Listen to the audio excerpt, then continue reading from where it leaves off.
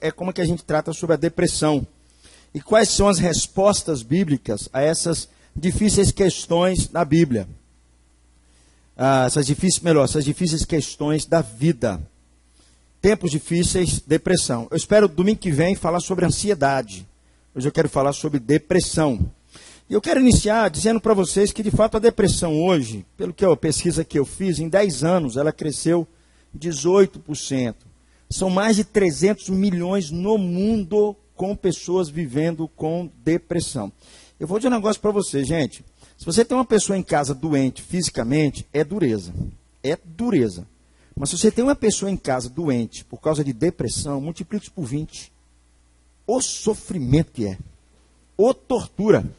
Por que quando uma pessoa está doente, você está ali olhando, você está no médico, toma um remédio, você vigia. É difícil também. Mas depressão, você pode tentar fazer de tudo. Você tenta de tudo, parece que nada dá certo, nada agrada. Eu poderia começar pensando com vocês aqui sobre alguns sintomas da depressão. Como assim, por exemplo? Alguns sintomas da depressão. Você tem ansiedade, angústia, desânimo, cansaço, falta de motivação, insegurança, diminuição da incapacidade de você sentir alegria. O cara vai perdendo o prazer nas atividades que ele fazia antes. Ele começa a ter desinteresse, falta de motivação, apatia, falta de vontade. Alguns não conseguem se alimentar, outros ficam com sentimento de medo, outros ficam com muita insegurança, outros ficam desesperados. Alguns são tomados por um forte pessimismo na vida. Essas coisas são sintomas. Eu poderia falar com vocês aqui vários deles. Alguns têm desejo até de morrer. Acham que a vida já não vale mais nada. Pensam até em tirar a vida. Né? Outros têm insônia. Outros, na verdade, dormem demais. O negócio é complicado. Então eu poderia falar aqui e começar falando sobre várias coisas de sintomas da depressão. Ou eu poderia começar também dizendo para vocês quais são os gatilhos que desencadeiam, que disparam a depressão. Você vai encontrar coisas mais ou menos assim. Pessoas estão enfrentando falência financeira. Pode ser um gatilho para disparar uma depressão. Outros podem, por exemplo, o término de um namoro, o término de um casamento, um divórcio. Situações difíceis podem dar start à depressão. Outras, por exemplo, podem, quando perde uma pessoa amada, perder um filho, um ente querido, pode dar um gatilho para a depressão. Outras, fracasso profissional. Outras, problemas financeiros. Outras pessoas que perderam seus amigos. Tudo isso desencadeia a depressão. Várias dessas coisas. Eu confesso a vocês, eu não sei se eu estou certo na minha análise, mas os sintomas gerais que a gente tem na nossa cultura de hoje, os tesouros, como Jesus dizia, onde está o teu tesouro, aí está também o teu coração. Eu acredito que na nossa geração só ajuda a empurrar as pessoas mais ainda para a depressão. A geração que a gente vive hoje é uma geração que empurra ainda mais para a depressão. Coisas, por exemplo, quais são as marcas da nossa geração, Marquinhos? Por exemplo, é uma geração altamente narcisista, só pensa nela. Altamente consumista. Altamente hedonista, só pensa em prazer.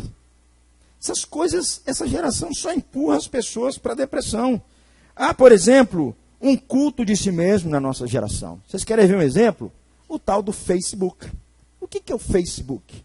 É um livro de você mesmo. É um marketing pessoal. Você está fazendo o seu marketing pessoal. Eu já vi gente aborrecida porque não recebeu um curtiu lá, ó, um joinha. Ficou chateado, poxa vida, você não dá um curtiu para mim, que ele acabou com a vida dela.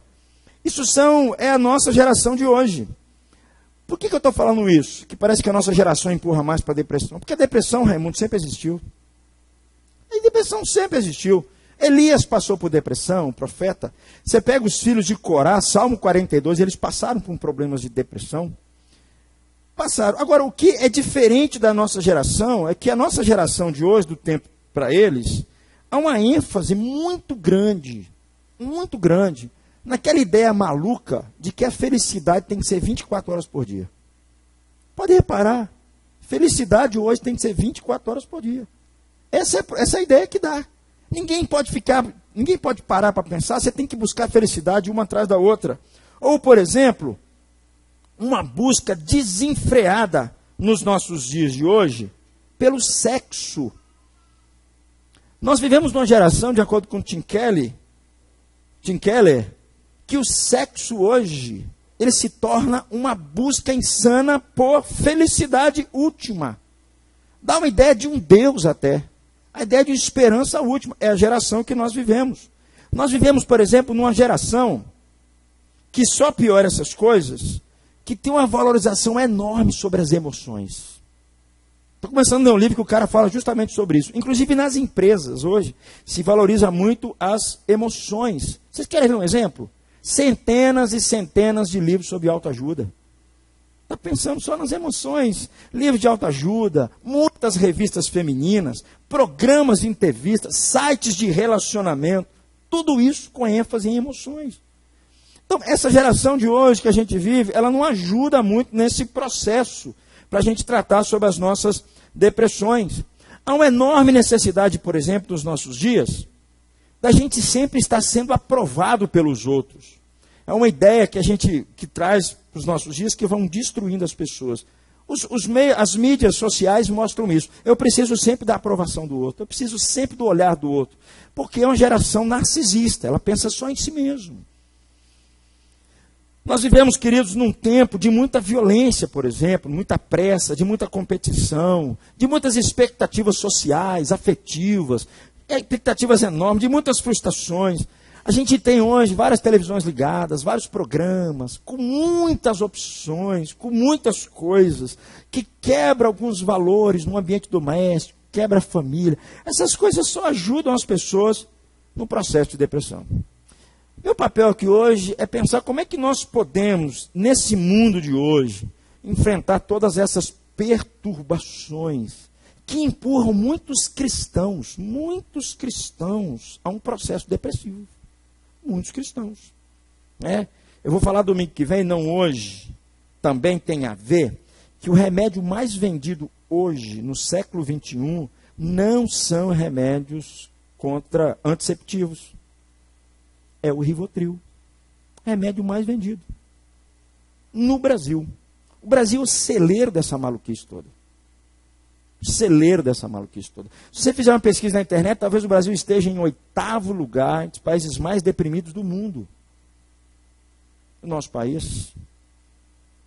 Então, essas coisas assim, meu papel aqui é a gente pensar um pouquinho, como é que nós podemos, ao invés de você ser engolido por essa loucura toda, num tempo tão maluco que a gente está vivendo, com tantas coisas que parece que só facilita a gente viver uma vida muito para baixo, como é que nós podemos viver aqui, com uma alegria diferente, com uma segurança interior, com uma vida mais equilibrada, apesar das circunstâncias, apesar das dificuldades, num mundo que a gente percebe que já perdeu o rumo, perdeu o sentido, perdeu as coisas. Como é que eu e você podemos ser aquilo que a Bíblia fala? Mais do que vencedores por meio daquele que nos amou, que é o nosso Senhor Jesus Cristo. É importante, querido, que nós examinemos o problema da depressão espiritual, olhando algumas questões mais de perto. O primeiro passo que eu quero pensar com você aqui, nessa noite, é que, à luz das Escrituras, o que a Bíblia vai dizer é que você deve enfrentar essas coisas e fazer um exame de você mesmo. Salmo 42, o salmista fala justamente isso. Ele está vivendo um processo depressivo e ele vira para ele mesmo e fala assim: por que estás abatida, ó minha alma? Por que te perturbas dentro de mim? Então nós precisamos fazer um exame de nós mesmos, precisamos enfrentar essa situação por nós mesmos, e se nós estamos entre aqueles que parecem nunca conhecer uma alegria da salvação. Eu acredito, meus irmãos, que quando uma pessoa ela conhece Jesus, um resultado imediato é alegria. Pelo menos a alegria é fruto do Espírito. A alegria tem que fazer parte do cristão. A alegria da salvação. Se os cristãos já não estão experimentando mais isso, tem que começar a repensar, tem que começar a se reexaminar novamente. Como eu disse antes um pouquinho, a causa da depressão podem ser muitas, mas eu quero pensar hoje no alicerce principal que desencadeia processos depressivos, à luz das Escrituras. Eu quero convidar você a ler comigo um versículo só, que está em Romanos, capítulo 3, versículo 28. Vamos ler comigo? Concluímos, pois, que o homem é justificado pela fé, independente das obras da lei. Mais uma vez, concluímos, pois, que o homem é justificado pela fé, independentemente das obras da lei. O que esse texto tem a ver com depressão? Certa vez eu li um autor que ele colocou uma frase que me fez repensar e tem tudo a ver com a depressão. A frase dele era assim: se a depressão não tiver fundamento fisiológico, porque tem pessoas que sofrem depressão por questões físicas. Beleza, tem que ser tratado mesmo. Se não for por essa questão, o Evangelho faz com que examinemos a nós mesmos e cheguemos a esta conclusão. Será que existe algo na minha vida que tem se tornado mais importante do que Deus?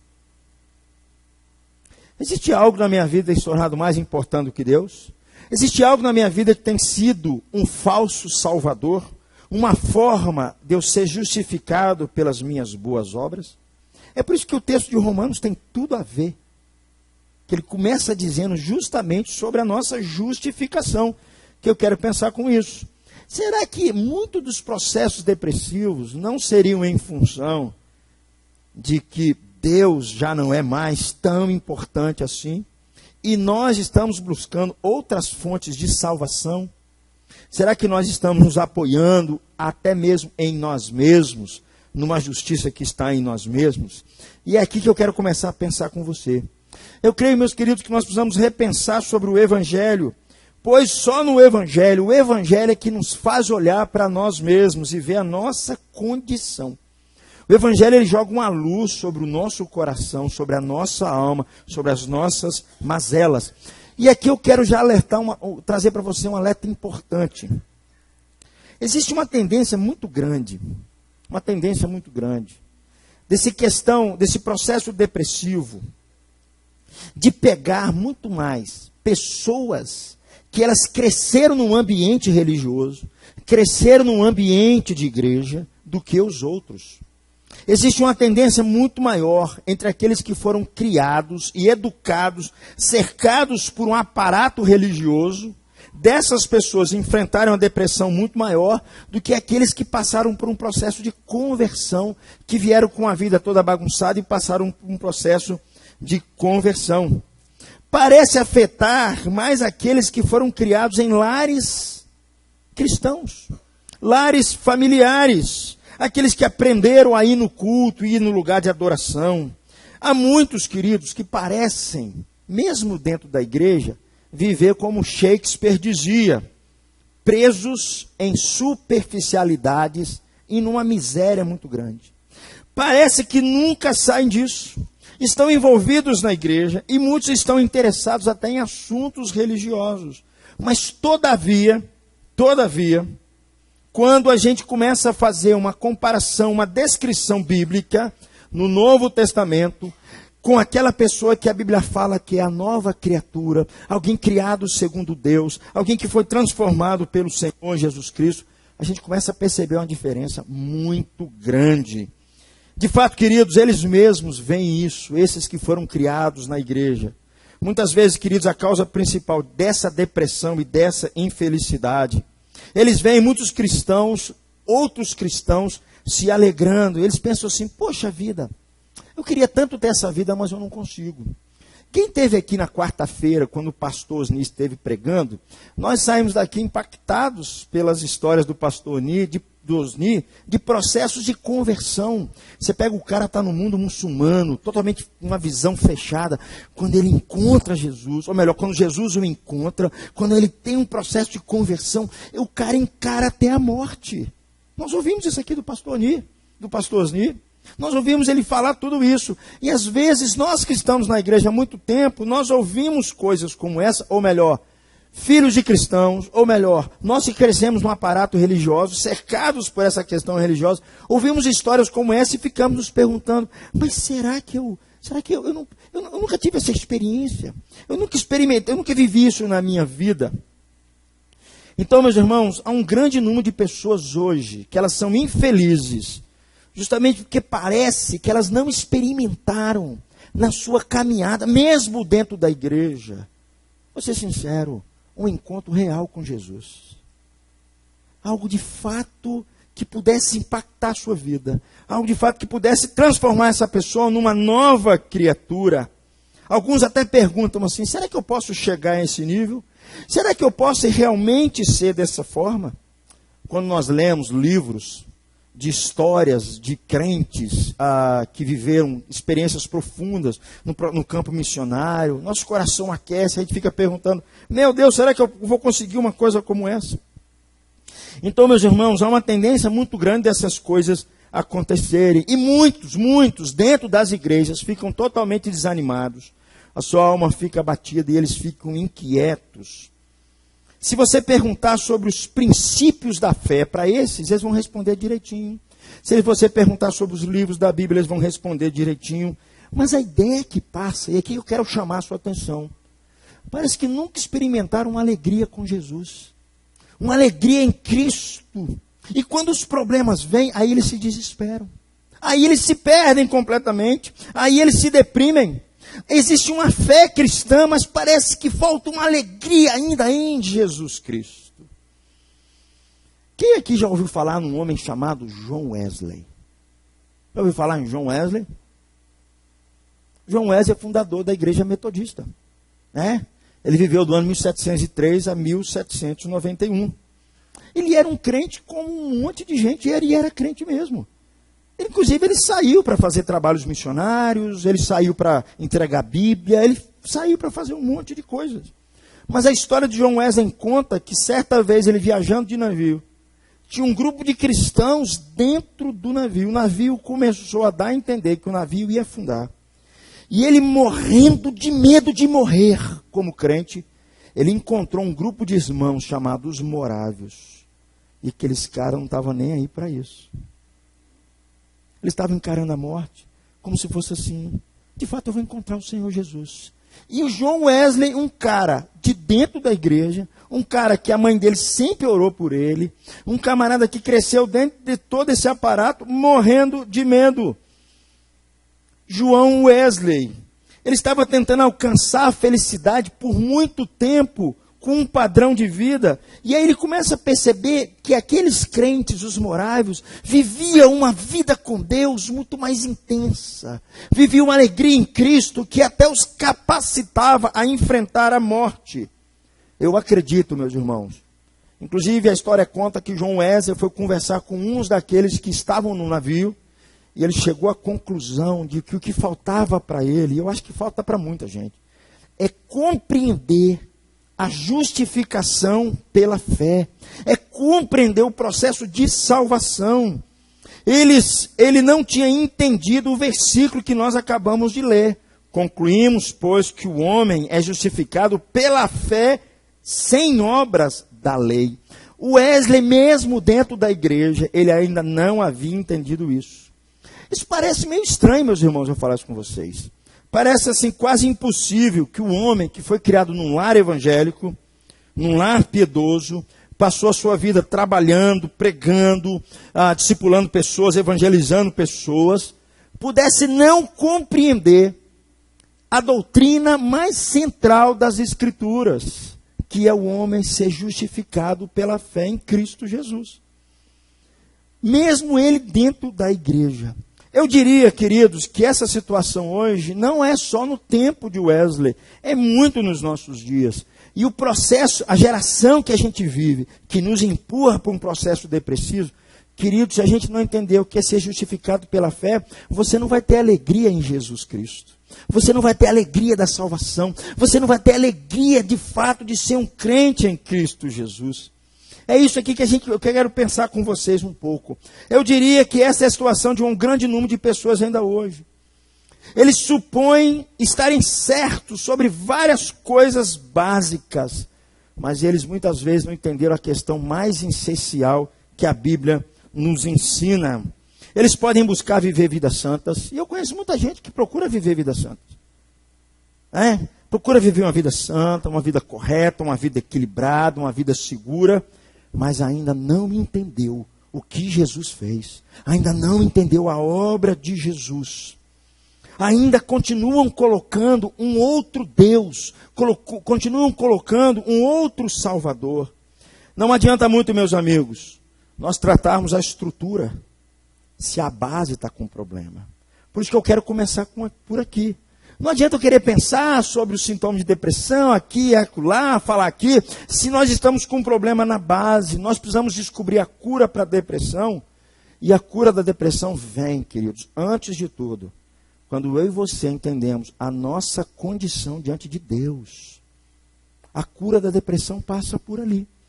Para que eu e você possamos ter alegria em Jesus Cristo, alegria da salvação, para que eu e você possamos viver aqui uma vida diferente, bem alicerçados. Então, meus irmãos, nós devemos começar por essa grande doutrina, a doutrina da justificação pela fé, para a gente responder sobre a depressão. Essa confusão é um problema antigo, é muito antigo. Não é só dos dias de hoje, as pessoas não entenderem a obra de Jesus, não entenderem a justificação pela fé. E eu vou dizer mais. Eu acho que isso é até uma obra do diabo. Sabe qual que é a artimanha do diabo? É fazer você confiar em você mesmo. É fazer com que você continue confiando nas suas boas obras. É fazer com que você seja um cara que busque ser uma pessoa boa moralmente, mas sem a obra de Jesus. Você não precisa dele. Isso é uma artimanha de Satanás. Ou melhor, isso é uma artimanha que está dentro das igrejas. Igrejas evangélicas, e está em todo o processo religioso, a artimanha de Satanás. É o que o Senhor Jesus, ele estava dizendo constantemente isso para os fariseus. Quando você abre a sua Bíblia, você vai encontrar isso. A grande dificuldade dos fariseus era entender quem era Jesus e o que Jesus veio fazer. Eles tinham enormes dificuldades. Mas não foi só o Senhor Jesus. Nós lemos um texto que foi o apóstolo Paulo que escreveu.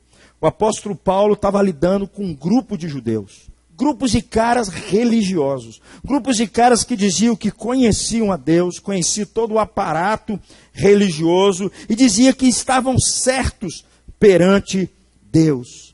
Os judeus, queridos, eu sei que você sabe disso, eles acreditavam que Deus havia dado a lei para eles e que o homem poderia ser salvo guardando a lei. Eles haviam errado nesse ponto. Eles diziam que tudo que alguém precisava era simplesmente observar a lei de Deus. E para que ele pudesse ser aceito, para que ele pudesse ser justificado, a única coisa que ele precisava fazer é viver de acordo com a lei. Paulo está escrevendo aos romanos, escrevendo para os judeus.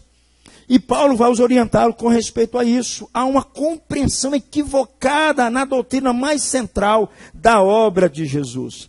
Eles pensavam, os judeus e os religiosos pensam, e muita gente dentro das igrejas evangélicas pensam, que Deus pode aceitar uma pessoa e se agradar dela.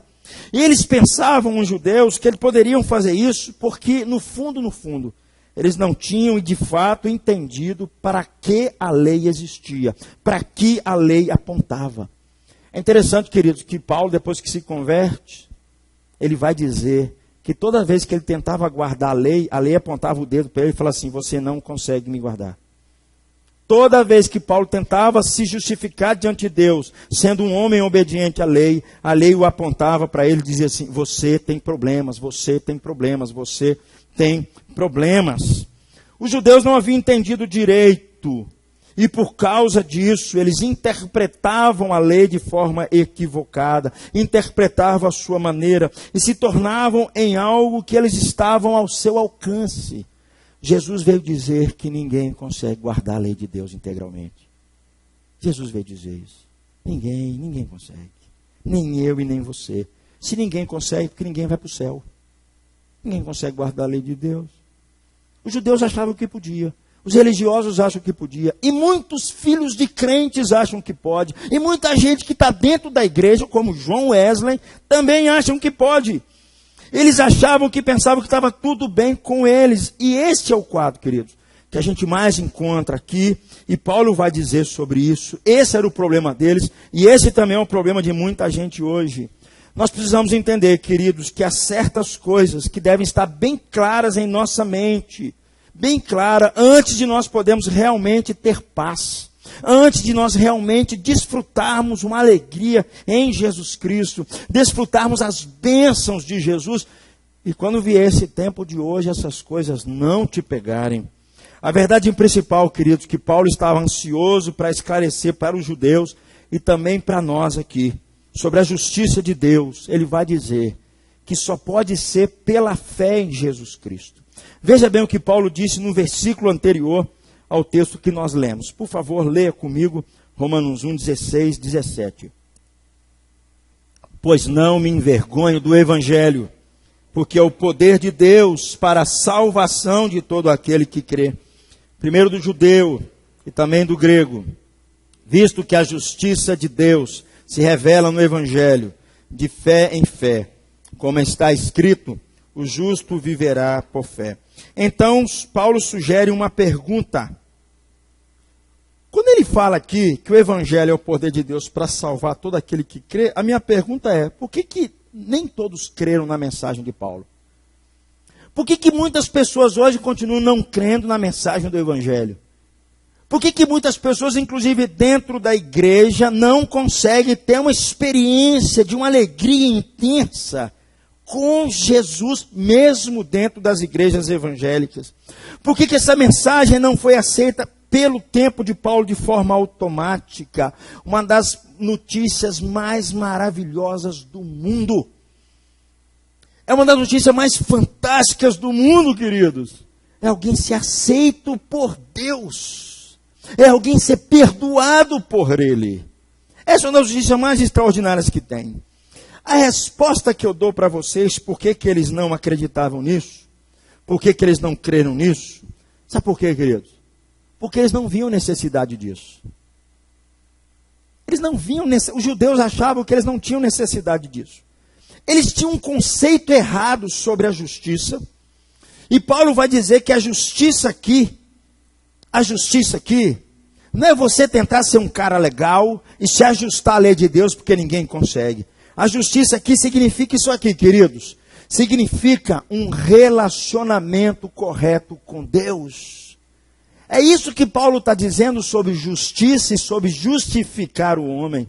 É que o homem passa a ter um relacionamento correto com Deus. Eu vou dizer um negócio para você. Não existe felicidade, não existe dinheiro, não existe sucesso, não existe paz, não existe alegria em parte alguma, se o homem não estiver num relacionamento correto com Deus. Quando Paulo pregou isso, os judeus não acreditavam. E tem muita gente dentro das nossas igrejas que continua não acreditando que o problema deles não é um relacionamento correto com Deus. Eis o problema.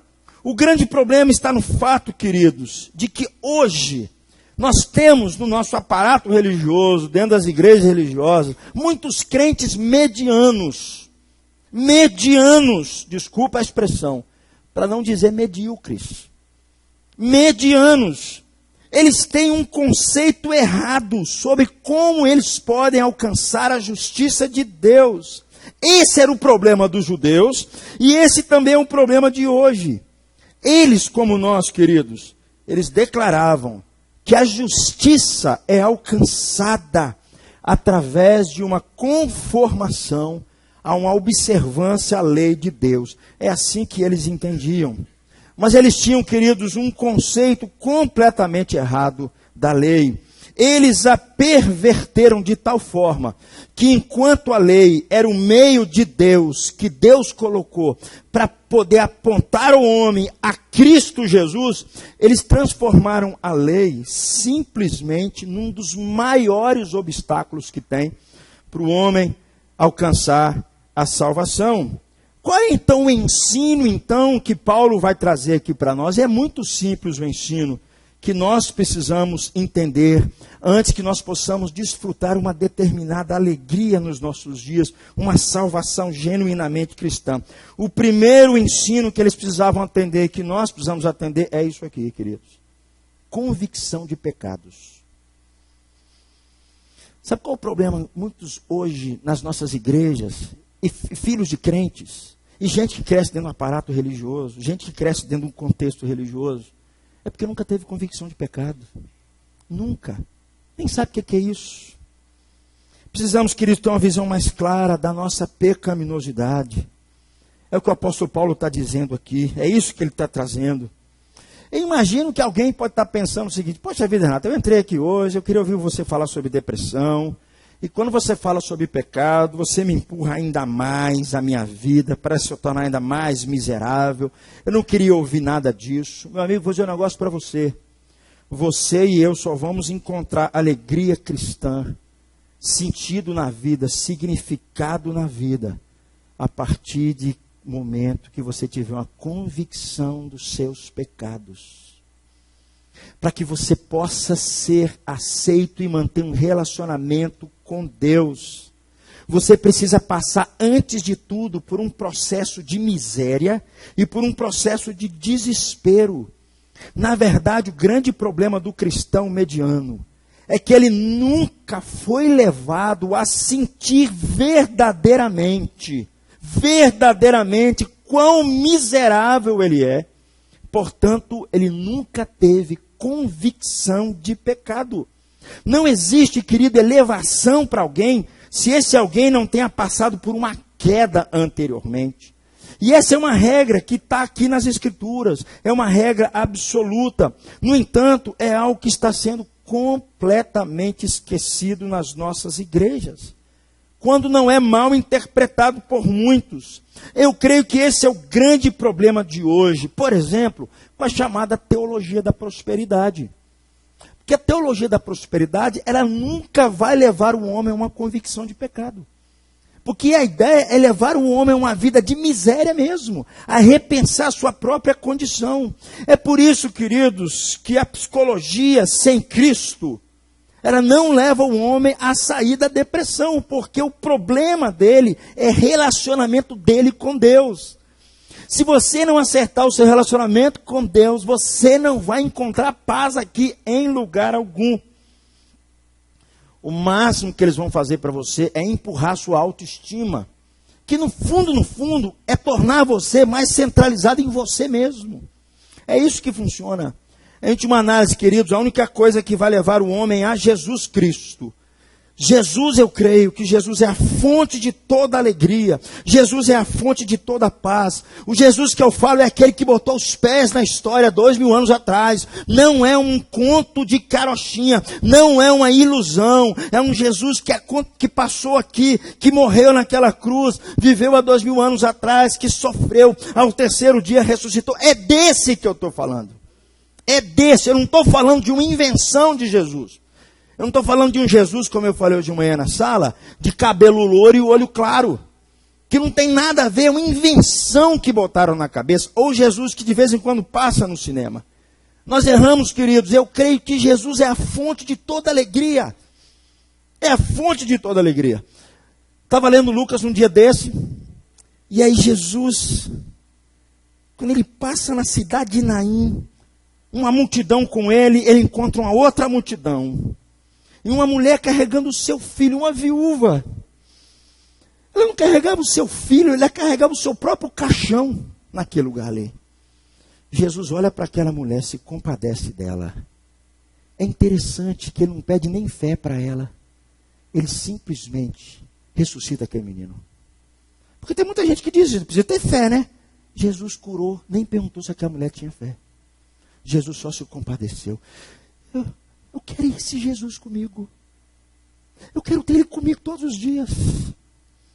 Eu quero. Se Jesus foi capaz de ressuscitar um menino, o que ele não pode fazer para mim no tempo de hoje? O que ele não pode estar junto comigo no tempo de hoje? Por que eu deveria andar cabisbaixo e depressivo nos dias de hoje? Sabe por quê, queridos? No fundo, é que nós precisamos rever novamente essa ideia de convicção de pecado, para a gente entender melhor quem é Jesus e o que ele fez. Nós erramos, queridos, não porque nós somos verdadeiramente convictos do nosso pecado. É por isso que nós erramos. É por isso que eu digo, queridos, que isso é um problema que afeta particularmente todos aqueles que foram criados num ambiente cristão ou religioso. Eu fui criado num ambiente cristão. Meus pais eram cristãos, me levaram para a igreja desde pequeno. E de fato eu percebo como é difícil a gente ter convicção de pecado, porque crescemos nesse aparato. O maior problema, querido, ou o maior problema muitas vezes, é a ideia errada que nós temos de pecado. Você já ouviu aquela conversa assim? Eu acho que se eu tivesse nascido num lar não evangélico, já ouviu isso, Marquinhos? Se eu tivesse nascido num lar não evangélico, se os meus pais não fossem cristãos, se eu tivesse vivido no mundo, eu acho que eu teria uma experiência verdadeira de conversão. Eu estou enjoado de ouvir isso. E normalmente eu só ouço isso de gente que está dentro da igreja, de filho de crente. Eu já vi muitos filhos de cristãos falarem isso. No fundo, o que eles querem dizer é o seguinte: é que eles nunca tiveram consigo mesmo uma convicção de pecado. E por que isso, queridos? Existem muitas razões.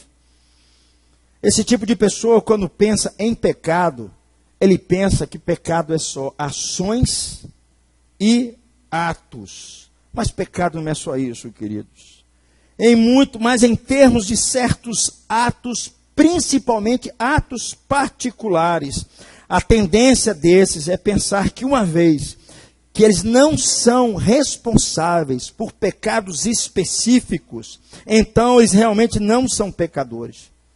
De fato, querido, às vezes expressa bem claramente aquela ideia assim: eu nunca pensei de mim mesmo como um pecador. Eu nunca fui tentado a fazer essas coisas. Então não é de se espantar, queridos, que nunca tivessem sentido-se como um pecador. E aí que nós vemos a essência desse engano. Essas pessoas pensam em termos de ações, de certos atos em particular, e em termos de comparação com outras pessoas. Normalmente esses caras pensam assim, ou o que tem muito nos dias de hoje: eu não faço o que fulano fez. Ou eu não sou como fulano, ou eu nunca cometi o que ele cometeu. É por isso que essas pessoas não tiveram convicção real de pecado. É por isso que elas nunca se viram claramente a sua absoluta necessidade de Jesus Cristo. É por isso que a cruz para eles não os impacta em nada. Eles ouvem pregar sobre Jesus, que morreu Jesus morreu na cruz por eles, para levar os seus pecados. Mas eles nunca chegaram a reconhecer uma necessidade neles, porque eles não conseguem se ver assim. Minha pergunta é: como é que então que tais pessoas podem chegar à convicção de pecados? É o que Paulo vai tratar aqui. Porque Paulo está escrevendo uma carta para pessoas religiosas, pessoas que vivem dentro de um aparato religioso. Ele realmente tratou disso, queridos, em alguns capítulos anteriores. E aí, aqui está a sua grande tese, versículos 10 a 12. Quero convidar você a ler comigo, versículo 10 a 12. Como está escrito, não há justo nenhum sequer. Não há quem entenda. Não há quem busque a Deus. Todos se extraviaram e a uma.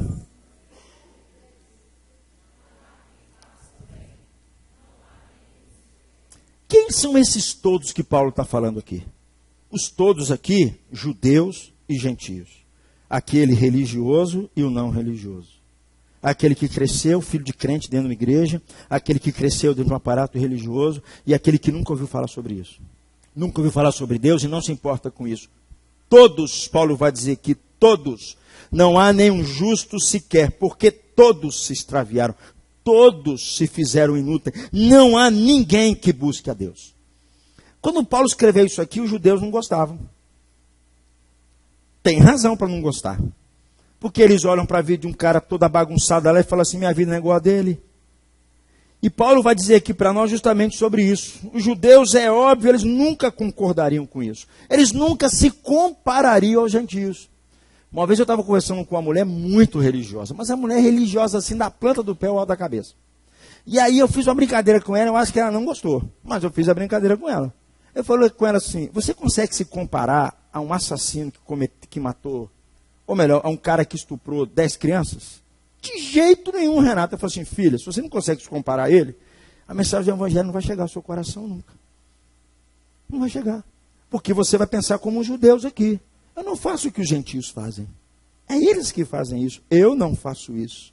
É o que Paulo vai dizer aqui para nós, queridos, que os gentios, os judeus pensavam que porque os gentios não guardavam a lei, eles não eram transgressores, eles só eram que eram transgressores, e não os judeus. Mas espera um pouco, Paulo está dizendo: vocês também são pecadores. Tanto os judeus quanto os gentios. Tanto tanto aqueles que nasceram em lares evangélicos, tanto aqueles que passaram anos e anos dentro de uma igreja evangélica, anos e anos dentro do aparato religioso. A razão por que os judeus odiavam Jesus Cristo e crucificaram Jesus, a explicação é porque a cruz ofende o ser humano. Só não ofende religioso. Porque religioso diz, isso não é para mim, porque eu não cometi nada disso, eu não preciso nada disso. E a razão por que Paulo, queridos, foi tratado daquela forma pelos seus contemporâneos, que odiavam a fé cristã, é porque a fé cristã declarava que tanto os judeus quanto os gentios, todos eles se extraviaram, todos estão debaixo da ira de Deus, todos, não há ninguém, não há nenhum justo sequer. Mas o judeu, quando Paulo escreve para eles aqui, bate no peito e diz assim, pensava consigo mesmo, não, eu vivo uma vida justa, eu vivo uma vida piedosa. Paulo está dizendo, você é tão pecador quanto qualquer um deles. Olha o que Paulo vai dizer no versículo logo abaixo, versículo 23. Leia comigo, ó. Todos pecaram e carecem da glória de Deus. Eu vou dizer um negócio para você, tá? Isso vale para hoje também, tá? Isso vale para hoje também. Para os nossos dias também. Se você quer levar a sério convicção de pecado, se você quer experimentar uma alegria em Cristo Jesus, você precisa entender esse negócio aqui. Você precisa parar de pensar em pecados específicos que você comete. Quão difícil é para isso e para todos nós. Porque nós restringimos o pecado apenas a certas coisas. E se não somos culpados dessas coisas, nós pensamos que nós não somos pecadores. Todavia não é isso que Paulo está dizendo. O ponto essencial de Paulo aqui é que você não chega à convicção de que é um pecador, comparando-se a outras pessoas. Você só chega à convicção de que você é pecador quando você está face a face com Deus. É a única forma que tem do homem perceber que ele é pecador. É isso que a lei de Deus nos fala. Alguns pensam assim, a lei de Deus não diz assim? Não matarás, não furtarás. Eu nunca fiz isso. Aí ele pensa que ele não é pecador. Ele pensa que está tudo bem diante de Deus com a sua vida. Eu nunca fiz essas coisas, portanto está tudo bem comigo. Meu amigo, isso é apenas parte da lei de Deus. Você quer saber mesmo o que a lei de Deus fala? Você quer encarar Deus de fato e de verdade? Por favor, leia comigo esse texto aqui de Marcos, capítulo 12, versículo 30 a 31. Por favor. Amarás, pois, o Senhor teu Deus, de todo o teu coração, de toda a tua alma e de todas as tuas forças. Esse é o primeiro mandamento. E o segundo, semelhante a este, é: amarás o teu próximo como a ti mesmo. Esqueça dos bêbados, esqueça dos criminosos, esqueça dos assassinos, esqueça dos outros, esqueça essas pessoas sobre quem nós pensamos muitas vezes e nos comparamos muitas vezes para saber se nós somos pecadores ou não. Aqui está o teste para mim e para você, para saber se de fato está tudo bem conosco diante de Deus. E aí eu te faço uma pergunta: você está amando a Deus de todo o seu coração? Você pode dizer que você ama a Deus de todo o seu coração? De toda a sua mente? Vou fazer uma pergunta, queridos. Você pensou nele hoje? Vamos ser sinceros. Você pensou nele hoje? Talvez na hora do almoço. Precisamos agradecer o pão. Esse é o teste que mostra como pecadores nós somos. Se não está, você é um pecador. Esse é o teste. Você não está amando a Deus de todo o coração. A Bíblia diz que todos pecaram e destituídos estão da glória de Deus. Deus nos criou e nos criou para Ele mesmo. Ele criou o homem para a sua própria glória. E a intenção é que o homem vivesse inteiramente para Deus. O homem devia ser representante de Deus. O homem devia andar em comunhão com Ele. Ele devia ser o Senhor do universo, devia glorificar a Deus. É a pergunta que nós sempre fazemos, né? Qual que é o fim principal do homem? O fim principal do homem é amar a Deus e glorificá-lo para sempre. Se você não está fazendo essas coisas, meu amigo, você é um pecador da pior espécie que tem. E você precisa reconhecer isso. Vou repetir minha pergunta. Você tem amado a Deus de todo o coração? De todo o coração, de todo o entendimento. Deixe-me colocar isso de outra forma aqui para você. Eu considero isso um modo muito válido para a gente apresentar o assunto. O homem ele foi criado para conhecer a Deus. E a pergunta é, você conhece a Deus? Você conhece a Deus? Eu não estou perguntando aqui naqueles que creem em Deus. Eu não estou fazendo essa pergunta. Eu não estou perguntando aqui o que você sabe sobre Ele. Ser um cristão, queridos, e ter vida eterna, ter alegria, é aquilo que Jesus disse. Olha o que ele diz lá em João 17. O que é a vida eterna? Leia comigo. E a vida eterna é esta, que te conheçam a ti só, por único Deus verdadeiro, e a Jesus Cristo a quem enviaste. Esse é o teste que nós devemos aplicar a nós mesmos. Não é perguntar se nós fizemos isso ou fizemos aquilo. Não é eu me comparar ao outro. O teste é, você pode dizer que você conhece Deus, você conhece Jesus, que você ama a Deus de todo o seu coração, que você conhece a Deus, que Jesus Cristo é real na sua vida. Esse é o teste para saber se você é pecador ou não, querido. Eu não estou perguntando aqui quantas coisas você sabe a respeito de Deus. Eu não estou perguntando sobre isso. Eu estou perguntando se a sua alegria está em Deus. Ou como eu tenho dito, se a sua alegria está nas bênçãos de Deus. Porque existe uma tremenda diferença aqui. A grande questão aqui é essa, queridos. E é isso que o ser humano precisa reconhecer. É isso que muitos filhos de crentes precisam reconhecer. É isso que muita gente que põe o pé dentro da igreja precisa reconhecer. Que de fato eles são pecadores. Que de fato eles não conseguem amar a Deus de todo o coração, se alegrar em Deus. Deus não é o centro da vida deles. Não é a razão última da existência deles. Não é a fonte da alegria deles. Tem hora que eu fico inveja com Maria sentada aos pés de Jesus para ouvir os seus ensinamentos. Para ouvir Jesus falar. Será que temos o mesmo desejo, queridos, no coração? Será que de fato Jesus se tornou para você a fonte da sua maior alegria? É isso, Ele deve ser isso, Ele criou você para isso. Ele criou você para que habitasse em comunhão com Deus e se alegrasse com Ele e andasse com Ele. Nós fomos criados para isso, e se nós não estamos vivendo isso, o nome disso se chama pecado. Se você não está vivendo assim, o nome disso se chama pecado. Essa é a essência do pecado. A essência do pecado é eu me comparar com Semira e dizer, eu não faço as coisas que Semira faz. A essência do pecado é saber se você ama a Deus de todo o coração. Se você de fato o conhece. Nós não temos o direito, querido, de não ser assim. Isso é pecado em sua forma pior que possa existir, mais profunda. A essência do pecado, querido, entre outras palavras, é isso aqui. É nós não vivermos inteiramente para a glória de Deus. Essa é a essência do pecado.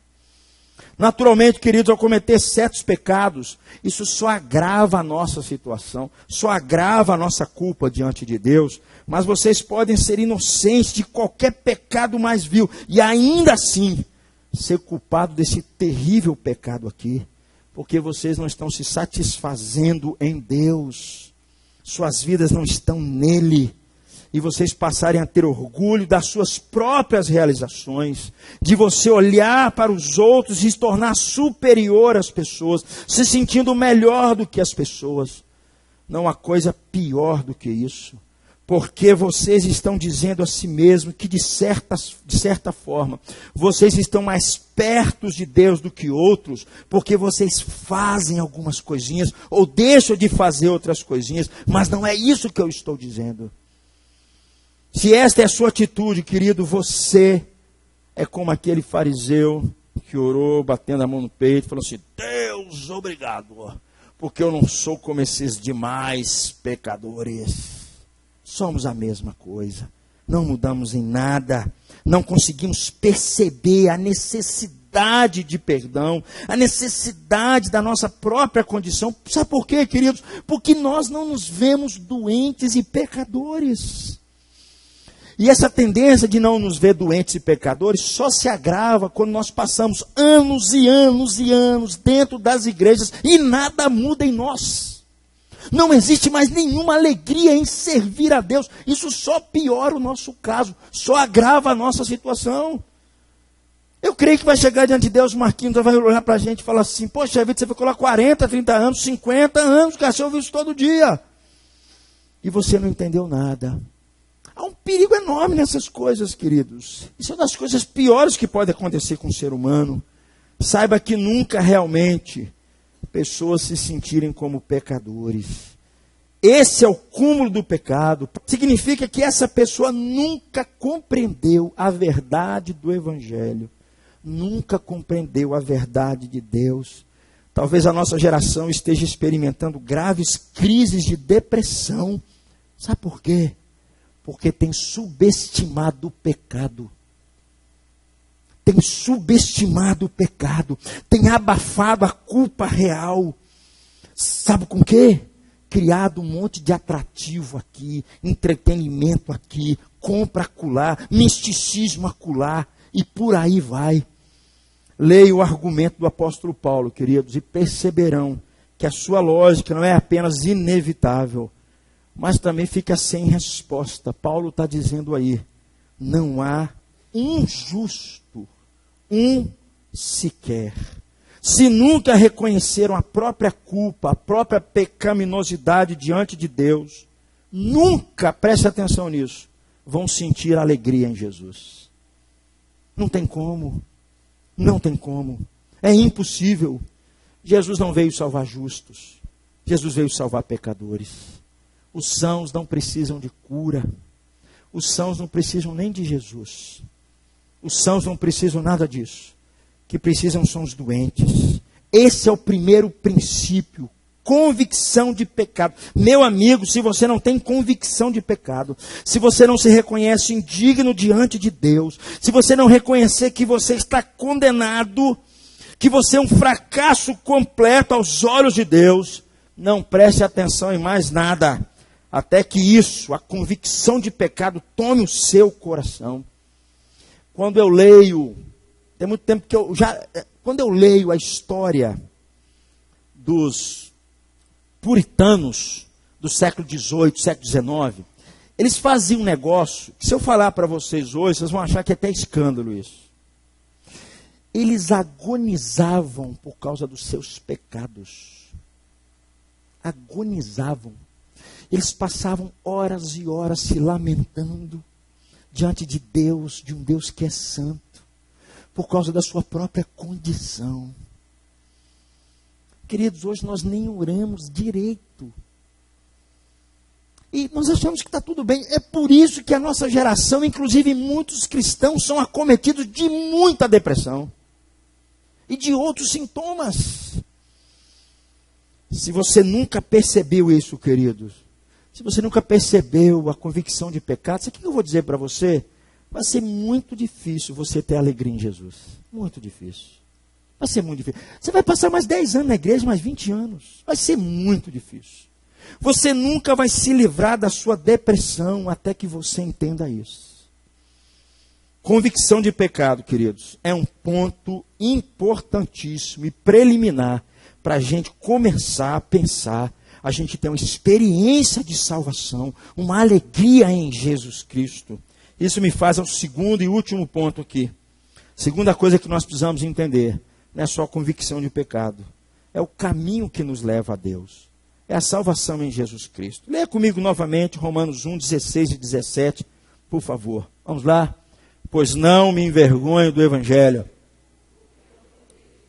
para a salvação, primeiro do judeu, depois do grego, visto que a justiça de Deus se revela no Evangelho, de fé em fé. Essa é a grande boa nova que Paulo traz. É isso que ele estava pregando aqui. Paulo diz aos romanos, essa justiça de Deus que está em Jesus Cristo, a justiça dele. Do que Paulo está dizendo aqui? Nós podemos colocar isso de uma forma de pergunta. Como é que você vê Jesus Cristo?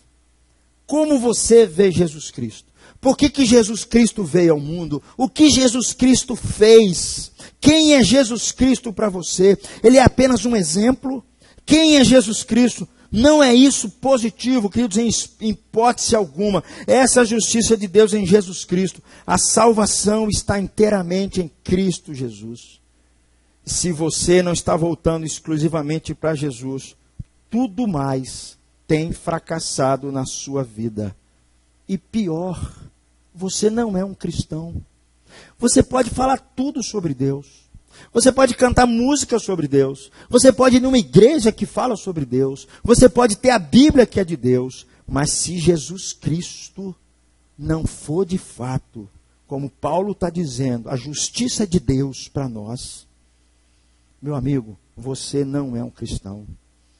Você pode continuar se admirando Jesus e o que ele fez. Você pode buscar Jesus na hora dos seus apertos, mas um cristão não. Por isso que eu digo, queridos, que não é de admirar que a gente encontre tantas pessoas que se dizem cristãs infelizes. Infelizes. É duro dizer isso, infelizes. A justiça de Deus em Jesus Cristo significa que Deus o enviou ao mundo para que ele honrasse a lei de Deus e para que os homens pudessem ser perdoados e aceitos. Olha Romanos 3, 24 a 26, o texto logo abaixo. Só primeiro o versículo 24. Sendo justificados gratuitamente por sua graça, mediante a redenção que há em Cristo Jesus. Essa palavrinha gratuitamente, ela é muito importante. Significa que não é por meio de obras. Significa que não é por meio de esforço. Significa que é uma iniciativa da parte de Deus. Aqui está um Jesus que prestou obediência perfeita a Deus. Aqui está um Deus em carne que tomou sobre si a natureza humana e como homem se rendeu a Deus de forma perfeita em adoração, em perfeita lealdade, em perfeita obediência. Jesus obedeceu a lei de Deus de maneira total e absoluta, sem uma falha sequer. Mas não só fez isso, Paulo acrescenta algo mais logo abaixo. Olha o que ele diz aqui no versículo 25 e 26, falando sobre a nossa expiação.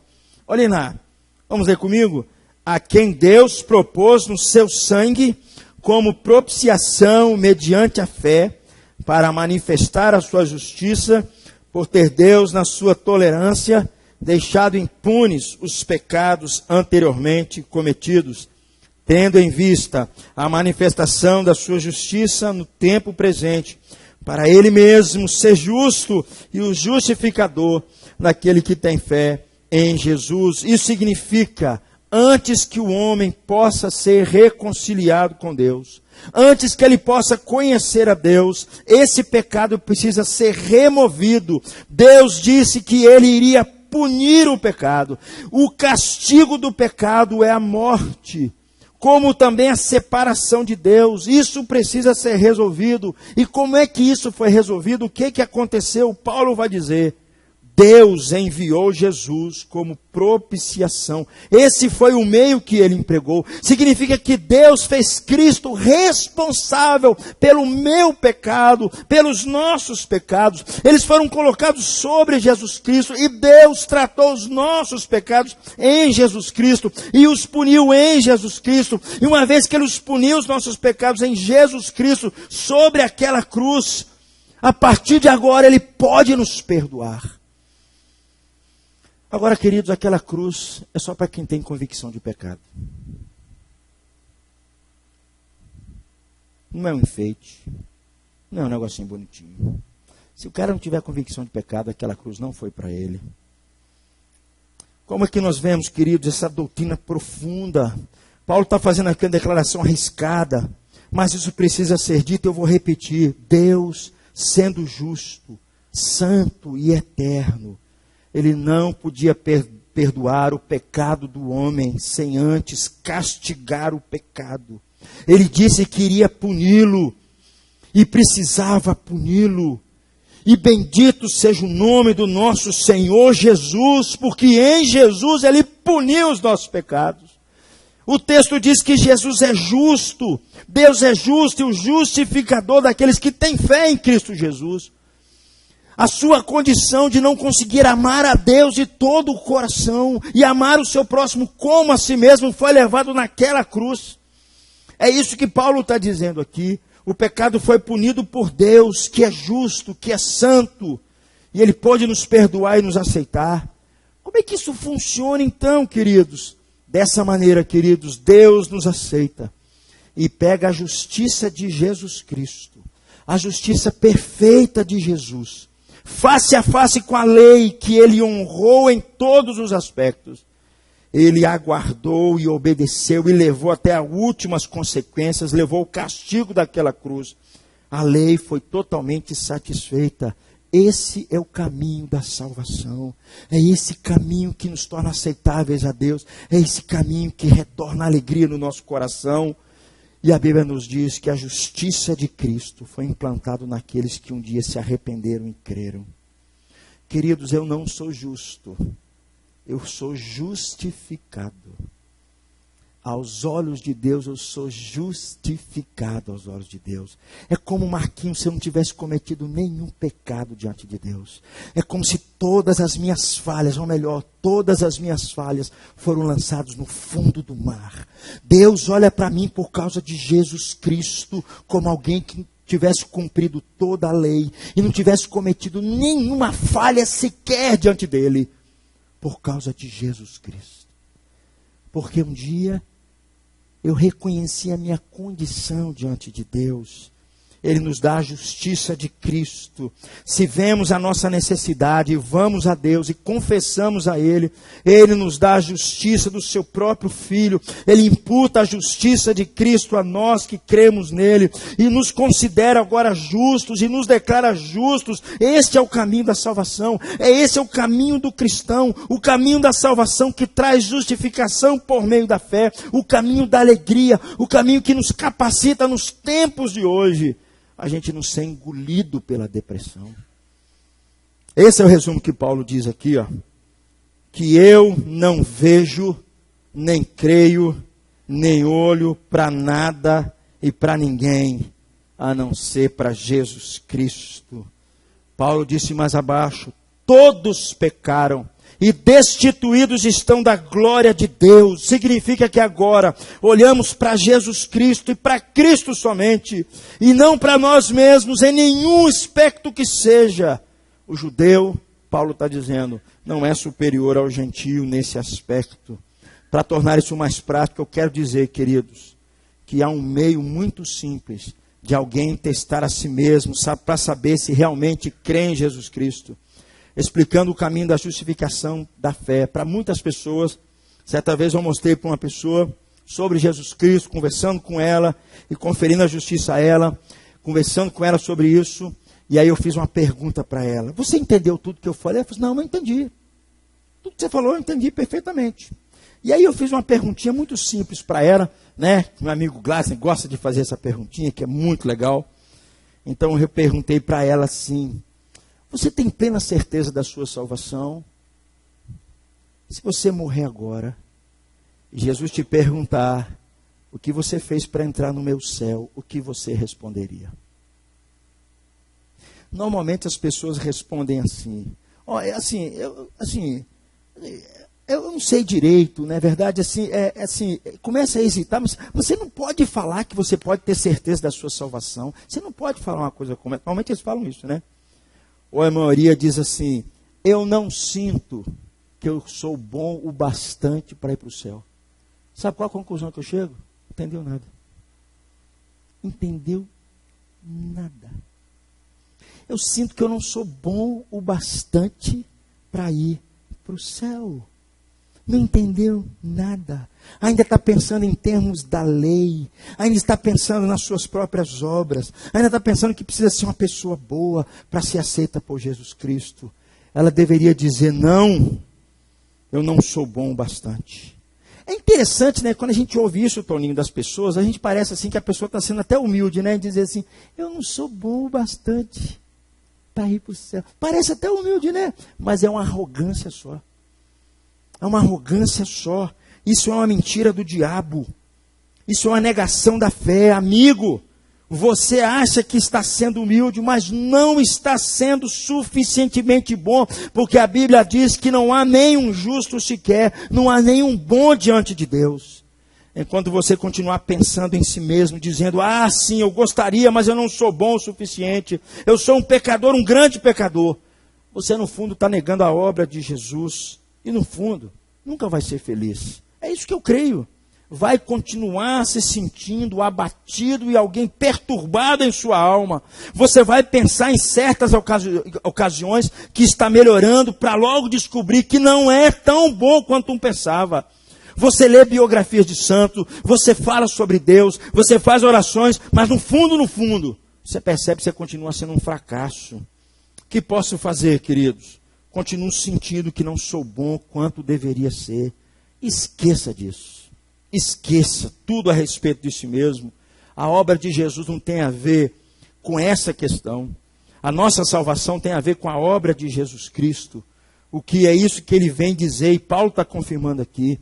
Como é que eu posso explicar isso melhor? Eu tento comunicá-lo sempre, conversando com as pessoas, dizendo o seguinte para elas, dizendo que de fato a alegria que nós podemos ter em Jesus aqui e agora, a alegria do viver, a alegria da salvação, a gente conseguir passar por esse período aqui, por esse tempo nosso aqui, permanecer como pessoas equilibradas, com esperança no coração, com segurança, não está naquilo que fazemos, está naquilo que Cristo fez por nós.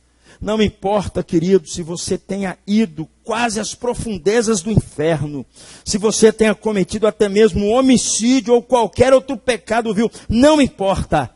A justificação quem dá é só Deus. Você não é mais perdido do que a pessoa mais responsável e correta do mundo. Nós precisamos entender isso, queridos. Há um outro meio da gente testar isso, e aqui outra pergunta. Você crê que com referência à salvação e à justificação diante de Deus, todas as nossas habituais distinções são demolidas de uma vez?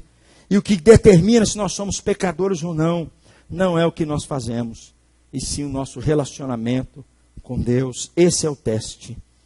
Nós precisamos reconhecer isso, queridos. Nós precisamos olhar para Cristo e tão somente para Cristo. As pessoas continuam olhando para si mesmas. As pessoas continuam se comparando, as pessoas continuam achando que está tudo bem diante de Deus. Paulo vai dizer, não é isso o caminho. Gosto muito daquele hino que diz assim, somente ponho a minha fé na graça excelsa de Jesus, no sacrifício remidor, no sangue do bom Salvador. A minha fé e o meu amor estão firmados no Senhor. Estão firmados no Senhor. É isso, queridos, quando olhamos para Cristo, e tão somente para Cristo.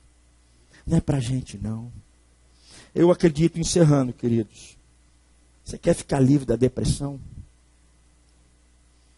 Primeira coisa que você precisa fazer é dizer adeus ao seu passado.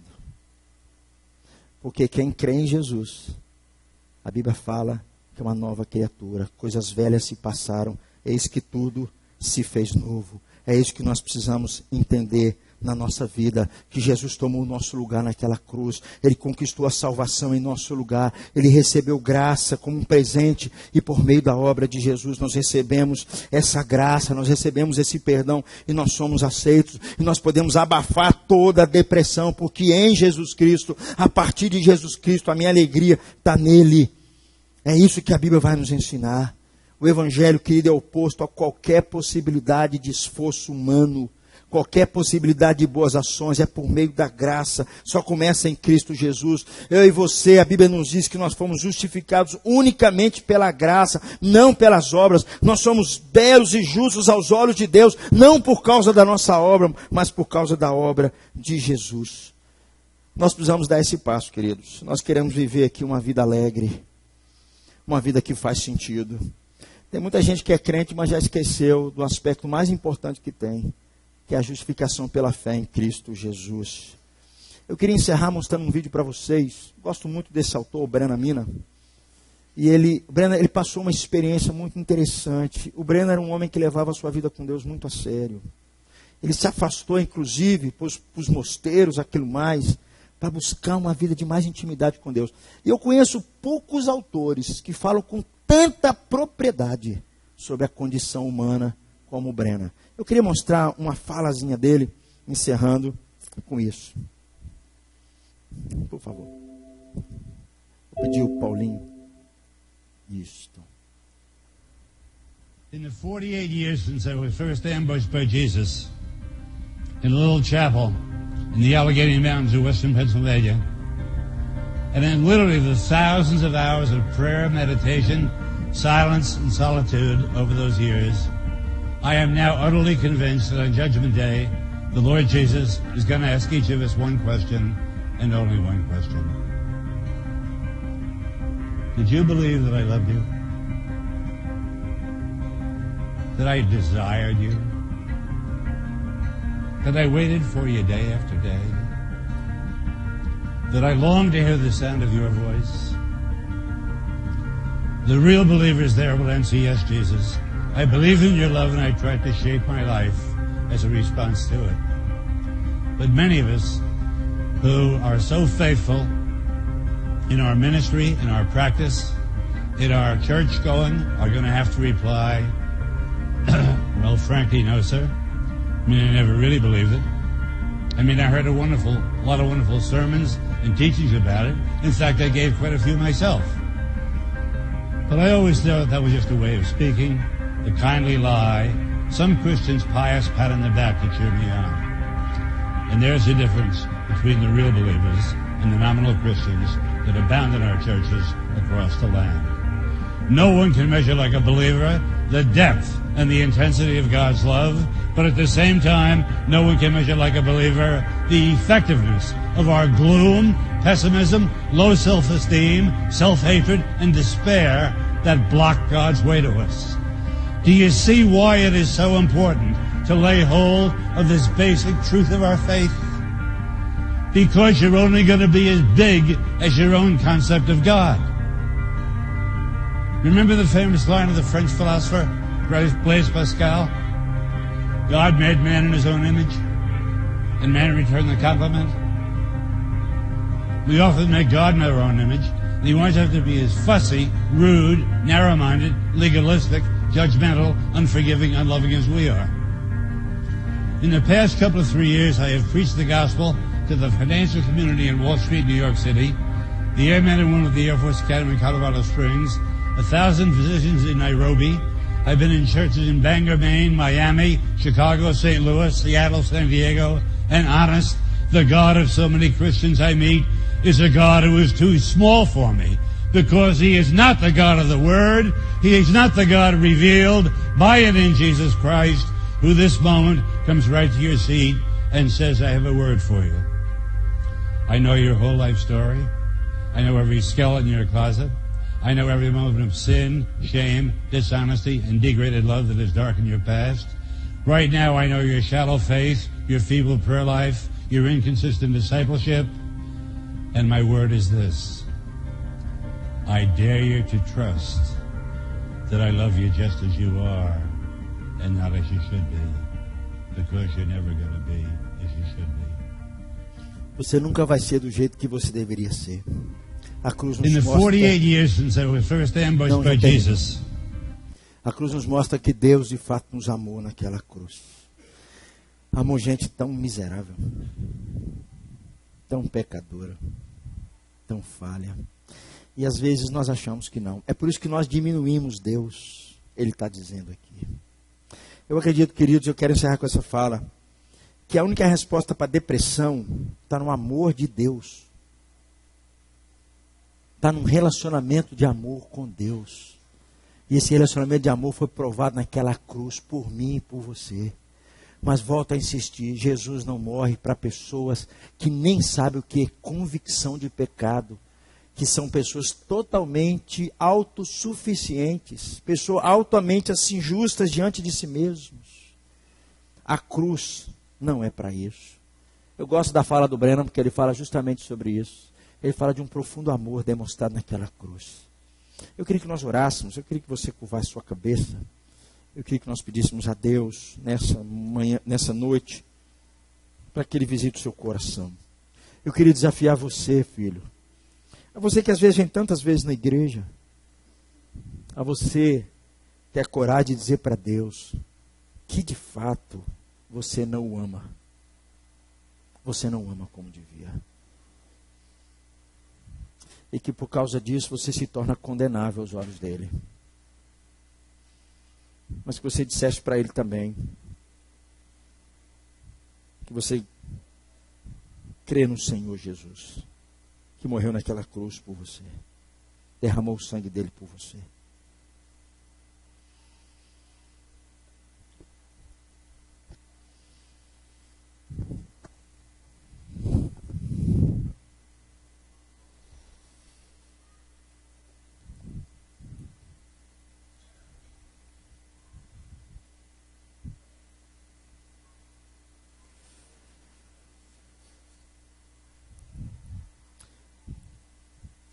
Oh Deus, eu creio que muitos aqui já ouviram isso que eu falei por diversas vezes. Por várias vezes. Sabem explicar até melhor do que eu. Sabem ter um conhecimento profundo. Mas o que o Senhor quer de nós, como a tua palavra nos diz, que a vida eterna, uma vida de alegria, uma vida que faz sentido, uma vida que tem nexo, é uma vida que está quando conhecemos a Jesus, quando nós temos uma experiência de amor com Jesus, quando nós entendemos que naquela cruz, quando nós compreendemos que naquela cruz todo o amor de Deus foi derramado ali. A demonstração profunda do seu amor, a justiça, a ira que deveria cair sobre nós, cai sobre o Filho, cai sobre Jesus. E quando o ser humano, Deus, ele compreende isso, ele aceita isso, ele reconhece isso, é porque ele parou de confiar nele, parou de achar que a justiça é dele, parou de se achar e se comparar perante o outro, dizendo que não faz isso, não faz aquilo. Deus, eu tenho a plena certeza que a cura para a nossa vida, não só para a depressão, para os males que nos acometem, Deus, a resposta está unicamente no que Jesus fez. Porque é só por meio de Jesus que o relacionamento do homem é consertado. É só por meio de Jesus e da obra de Jesus que o ser humano pode ser aceito e perdoado por Deus. E pode viver uma nova vida onde Deus de fato habita nessa pessoa. Pai, a minha oração até para muitos, ó Deus, que cresceram no ambiente evangélico, para muitos que frequentam a igreja há muito tempo, Pai, em nome de Jesus, resgata em nós, primeiro, o desejo pelo Senhor, o desejo de estar na Tua presença, de nos colocar diante do Senhor. O desejo, Pai, de fato nós rasgarmos é o nosso coração, é nós estarmos diante do Senhor com corar de vergonha diante do Senhor. Pai, tem misericórdia das nossas vidas. Eu creio, ó Deus, que o Senhor começa a trabalhar no ser humano, quando o ser humano, Deus, se derrama diante do Senhor e reconhece a sua condição pecadora. Parar de achar que é uma boa pessoa, de que é um cara legal com todo mundo, de que é um cara que é amigo de todo mundo e que não faz o que os outros fazem. Deus, a única medida que nós temos para ser aceito diante do Senhor é o Senhor, é estarmos diante da Tua face. Pai, eu sei que o Senhor se importa com cada um de nós, mas o Senhor é um Deus que é justo, e para o Senhor nos perdoar, o Senhor já mostrou para a gente que é só por meio daquela cruz, é só por meio da obra de Jesus. E eu creio, ó Deus, que a cura para qualquer depressão começa quando o homem, quando a mulher, eles se alinham diante do Senhor, eles são aceitos e eles passam a ter alegria no Senhor. Deus, a minha oração é que a gente não continue com a mesma vida de sempre, com a mesma vida mediana de sempre. Precisamos, ó Deus, de fato, ajoelharmos diante do Senhor e pedir ao Senhor que o Senhor tenha misericórdia de nós. Que o Senhor tenha misericórdia das nossas vidas e que nós aceitemos, ó Deus, aquilo que Jesus fez por nós naquela cruz e nós nos derramemos diante do Senhor e confessemos que é só em Cristo Jesus que nós podemos ser justificados e aceitos e perdoados. É só em Cristo Jesus que a alegria do homem se torna completa. Então, Deus, tenha misericórdia das nossas vidas e nos ajude em nome de Jesus. Amém e amém. Quero agradecer você, meu irmão, mais uma vez, a sua vinda.